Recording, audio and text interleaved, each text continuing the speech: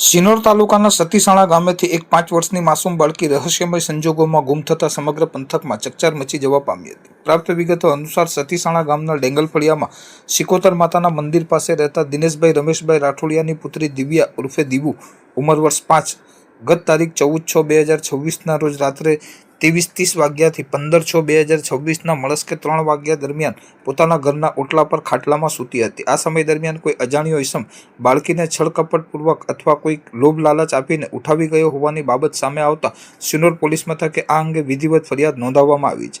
ઘટનાની ગંભીરતાને જોતા સિનોર પોલીસ સ્ટેશનનો તમામ સ્ટાફ તાત્કાલિક એક્શનમાં આવ્યો છે અને ડોગ સ્કોટની મદદ મેળવીને બાળકીની શોધખોળ માટે ચક્રો ગતિમાન કર્યા છે. ગુમ થનાર બાળકી દિવ્યાનો રંગ સાધારણ શ્યામ વર્ણ છે. ઊંચાઈ આશરે 3 ફૂટ અને ગુજરાતી ભાષા બોલી તેમજ સમજી શકે છે. ગુમ થઈ તે સમયે તેણે શરીરે લાલ કલરની અડધી બાઈનું ટી-શર્ટ તથા કમરે કેસરી કલરની ચડ્ડી પહેરી હતી.